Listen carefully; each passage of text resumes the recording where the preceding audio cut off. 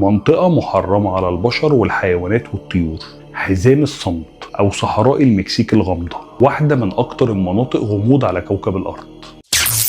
القصة بدأت سنة 1970 لما الولايات المتحدة كانت بتطلق صاروخ اختباري. الصاروخ كان ليه مسار وليه هدف محدد، وكان الصاروخ بيمر بالمنطقة دي، وفجأة لاحظوا إن الصاروخ غير مساره عشان ينزل منطقة حزام الصمت. الحكومة الأمريكية بالاتفاق مع الحكومة المكسيكية قرروا إن هم يبحثوا في الموضوع وينزلوا يشوفوا المكان بنفسهم.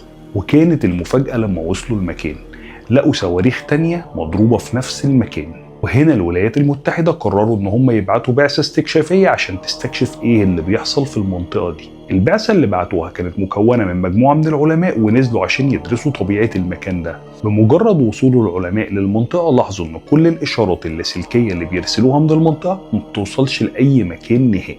الملاحظة التانية اللي لقوها إن مفيش ولا أي إنسان ولا أي حيوان موجود في المكان، ولاحظوا ان في كميه كبيره من الحيوانات ميته في المكان ده من غير هجوم من اي حيوان مفترس. بمعنى اصح ان الجثث بتاعت الحيوانات سليمه زي ما هي. بس بعد دراستهم للمنطقه ما قدروش يوصلوا لاي حاجه. سنه 1985 اتبعتت رحله استكشافيه تانية للمنطقه، وكان مخطط لهم ان هم يقعدوا 10 ايام في المنطقه. بس اللي حصل ان هم ما قدروش يكملوا يومين في المنطقه دي ورجعوا تاني. الناس دي لما اتسالوا عن سبب رجوعهم من المنطقه قالوا ان هم ابتدوا يحسوا بهذيان وهلوسه وارهاق شديد جدا في المنطقه، وتعبهم ده كان سبب كافي ان هم لازم يسيبوا المنطقه ويمشوا. وبعد كده توالت الرحلات الاستكشافيه على المنطقه دي، وكل فريق بينزل المنطقه ما بيستحملش يقعد فيها اكتر من 48 ساعه وبيسيبها ويمشي، وبيقول نفس الاسباب ان هم بيحسوا باجهاد شديد وهلوسه ولازم يمشوا ويسيبوا المنطقه.